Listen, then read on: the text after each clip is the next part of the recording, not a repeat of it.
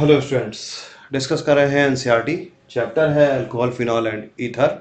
इसका जो पार्ट है वो डिस्कस कर रहे हैं reaction involving the cleavage of carbon oxygen bond, जिसमें पिछले पार्ट में हम कवर कर चुके हैं reaction with the hydrogen halides. इस पार्ट में हम कवर कर रहे हैं reaction with the phosphorus trihalides. ROH की रिएक्शन जब हम रिएक्शन कराते हैं PCl3 से या PCl5 से, दोनों में से किसी से भी, तो RCl बन जाता है, ये हमको पता है। और ये ज़्यादा फेवरेबल मेथड है विद रिस्पेक्ट टू HX से रिएक्शन कराते हैं और RH बन जाता है।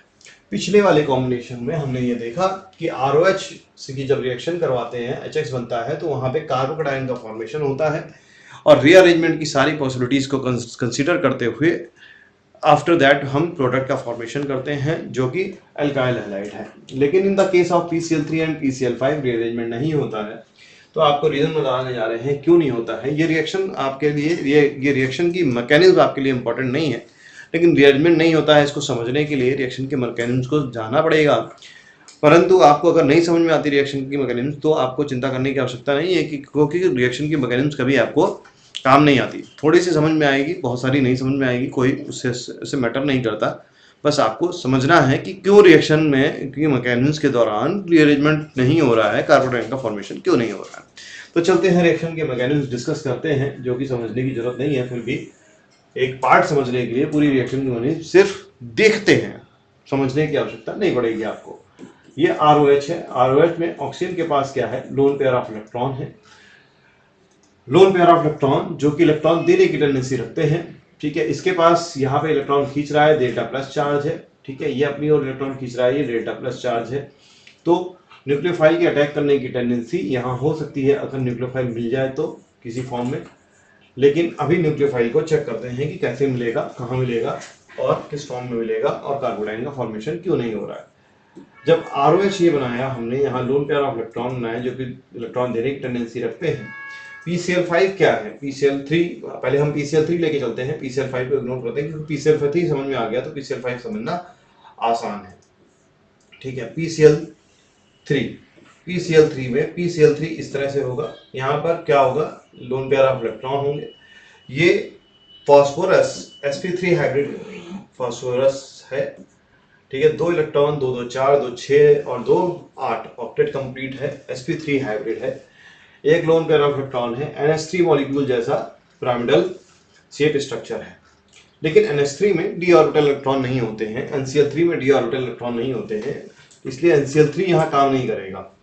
PCl3 काम कर रहा है। PCl3 में क्या होगा, d ऑर्बिटल होंगे। तो इसके पास एक एडवांटेज है NCl3 के मुकाबले, क्या, d ऑर्बिटल है। d ऑर्बिटल कैसे है, वो वैकेंट है।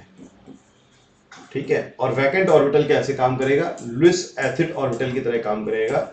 ये ऑर्बिटल लुईस एसिड ऑर्बिटल की तरह काम करेगा, मतलब लुईस एसिड की तरह काम करेगा, इलेक्ट्रॉन पेयर को रिसीव कर सकता है। तो ये इलेक्ट्रॉन पेयर रिसीव कर लेगा। ठीक है, और कैसे बनाएगा, क्या बनाएगा, तो हम इसको इस फॉर्म में बनाते हैं जो, ठीक है, ये फॉर्म बनाते हैं ROH lone pair of electron जो एक है, दूसरा लोन पेयर ऑफ इलेक्ट्रॉन ये दे रहा है फास्फोरस के वैकेंट d ऑर्बिटल में। ठीक है, एक लोन पेयर ऑफ, ये लोन पेयर पहले से मौजूद है और यहाँ पर एक Cl, यहाँ 2 Cl और यहाँ 3 Cl लगे हुए हैं।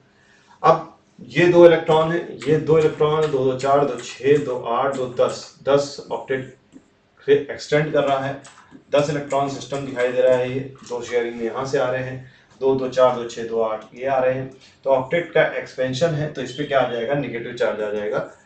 और यहाँ पर देखिए, यहाँ पर 2 2 4 2 बॉन्ड पेयर के इलेक्ट्रॉन है, 2 इसके पास एक pair of electron, 2 6 lone pair of electron है। ये क्योंकि बॉन्ड में चला गया है, ठीक है, तो यहाँ पर क्या आ जाएगा, प्लस चार्ज आ जाएगा। तो ओवरऑल न्यूट्रलिटी बनी रहेगी। ठीक, अब हमने देखा यहाँ पे प्लस चार्ज आ गया, यहाँ पे माइनस चार्ज आ गया। तो माइनस चार्ज जब यहाँ पे आ गया तो यहाँ पर लीव करके जाने की ग्रुप की टेंडेंसी, किसी ग्रुप के द्वारा लीव करके जाने की टेंडेंसी बढ़ गई है। ठीक, तो आप इसको थोड़ा सा रीअरेंज करके लिख लेते हैं दोबारा से। ठीक है, थोड़ा सा रीअरेंज करके लिख लेते हैं, सिर्फ रीअरेंज करके लिख लेते हैं। ठीक है, ROH, ठीक है, ये P और Cl Cl और यहाँ पर क्योंकि यहाँ पर लोन पेयर ऑफ इलेक्ट्रॉन है, बार बार दिखाने की जरूरत नहीं है, निगेटिव चार्ज, ठीक है, और यहाँ पर पॉजिटिव चार्ज, ठीक है। अब क्या होगा, इसको भी रीअरेंज करके थोड़ा सा लिख लेते हैं, ठीक है, इसको भी रीअरेंज करके थोड़ा सा लिख लेते हैं, ठीक है।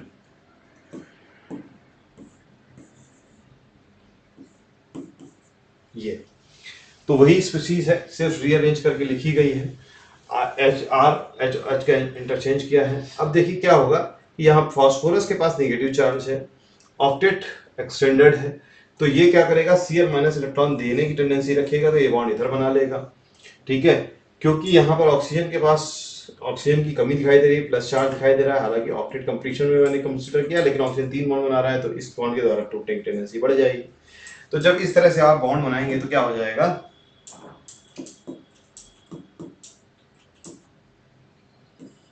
जब इस तरह से आप बॉन्ड बनाएंगे तो क्या हो जाएगा, यहाँ पर ये नीचे RCl बन जाएगा और ऊपर क्या बन जाएगा, PCl Cl और यहाँ पर ये OH बन जाएगा, और यहाँ पर पहले से लोन पेयर ऑफ इलेक्ट्रॉन था, ये लोन पेयर ऑफ इलेक्ट्रॉन हो गया, ठीक है।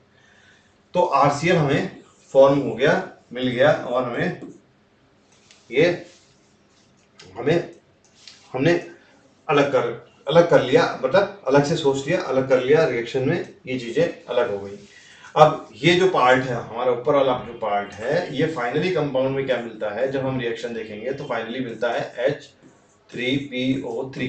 तो क्या कैसे बनेगा H3PO3, और इसका स्ट्रक्चर क्या होता है, H3PO3 का स्ट्रक्चर होता है, 2 OH लगे होते हैं इस तरह से, ठीक है, और एक H इस तरह से लगा हुआ होता है। वो तभी प्राप्त किया जा सकता है जब हम एक तरह से सोच करके चले, वो ये तरीका है कि ये बॉन्ड इधर ब्रेक हुआ, ठीक, ये बॉन्ड इधर ब्रेक हुआ, तो हाइड्रोजन पे क्या आया, प्लस चार्ज, और हाइड्रोजन प्लस चार्ज आएगा तो जैसे नाइट्रोजन के लोन पेयर अपने इलेक्ट्रॉन दे देते हैं H प्लस को, वैसे इसने इलेक्ट्रॉन दे दिए, तो नया फास्फोरस हाइड्रोजन बॉन्ड बन गया, Cl दूसरे OH से रिप्लेस हो गया, दूसरा Cl एक और OH से रिप्लेस हो गया, और फास्फोरस ऑक्सीजन का डबल बॉन्ड बन गया। तो एक फास्फोरस 3 Cl, ये H3PO3 बन रहा है, लेकिन एक फास्फोरस अपने तीनों Cl रिप्लेस करके H3PO3 प्रोडक्ट में बना रहा है।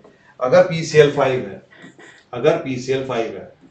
ठीक है, Cl Cl Cl और ये Cl और Cl, तो एक क्या बनेगा, क्या कितने PCl5 क्या करेगा, अपने पांचों के पांचों Cl रिप्लेस करेगा, ठीक है, और वो 5 OH ना हो करके 3 OH बनाएगा, क्योंकि पांचों Cl रिप्लेस तो करेगा, लेकिन H3PO4 नहीं, सॉरी, H जो आप सोच रहे हैं पांचों Cl रिप्लेस करेगा, तो PO5 और H5 ये कंपाउंड नहीं बनेगा। क्यों? क्योंकि फास्फोरस की चारों ओर p ऑर्बिटल के साथ, फास्फोरस के चारों ओर जो 5 OH है वो नहीं स्टेबल है, एक OH मिल करके क्या करेगा, p डबल बॉन्ड बना लेगा, मतलब H2O रिलीज कर देगा, जो कि जैसे कि कार्बन पे आप सुनते हैं ना कि एक कार्बन पे 2 H स्टेबल नहीं होते हैं, वैसे ही फास्फोरस पे 5 OH की जगह 3 OH रहेंगे, और एक फास्फोरस ऑक्सीजन डबल बॉन्ड रहेगा, क्योंकि फास्फोरस का ऑक्सीजन के साथ पाई बॉन्ड बना करके स्टेबिलिटी की टेंडेंसी कंपैरेटिवली हाई है, जैसे कार्बन का ऑक्सीजन के साथ डबल बॉन्ड बना करके टेंडेंसी हाई है। तो एक कार्बन पे जब एक कार्बन होता है और 2 OH होते हैं तो क्या होता है, ये यहाँ जाता है बॉन्ड, और ये बॉन्ड यहाँ आ जाएगा, और ये बॉन्ड यहाँ चला जाएगा, और पूरी जब केमिस्ट्री पढ़ते हैं कार्बोनिल कंपाउंड बन जाता है, ये बन जाता है। उसी तरह से फास्फोरस के साथ जब 5 होंगे तो फास्फोरस ऑक्सीजन डबल बॉन्ड बन जाएगा। तो इस तरह से हमने इसको कवर किया कि यहाँ पे PCl5 होगा तो कंपैरेटिवली ज्यादा बेटर रिएजेंट होगा विद रिस्पेक्ट टू PCl3। वहां पे ट्राइब्रोमाइड ब्रोमिनेशन करना है तो ब्रोमाइड्स लगेंगे, ठीक। तो हमने इस पार्ट को कवर किया। यहाँ पे क्या कार्बोकैटायन का फॉर्मेशन हुआ, चेक करते हैं, नहीं, यहाँ पर इंटरनल ट्रांसफर हुआ, ये इस Cl को इंटरनल ट्रांसफर कर दिया हमने, इंटरनल,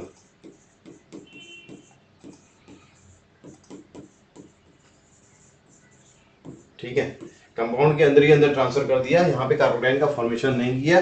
जब कार्बोकैटायन का फॉर्मेशन नहीं किया तो यहाँ पे नो रीअरेंजमेंट, कोई भी रीअरेंजमेंट नहीं होगा, मतलब मतलब कहने का मतलब क्या है यहाँ पर, ये अगर मान लीजिए कंपाउंड इस प्रकार से है कुछ CH2OH, ठीक है, इसकी PCl5 PCl3 से रिएक्शन कराई और HCl से रिएक्शन कराई, ठीक है, HCl in the presence of ZnCl2, तो ZnCl2 के प्रेजेंस में ये कार्बोकैटायन बनेगा, ये कार्बोकैटायन रीअरेंजमेंट लेगा, यहाँ जाएगा और फिर ये कार्बोकैटायन बना हमारे पास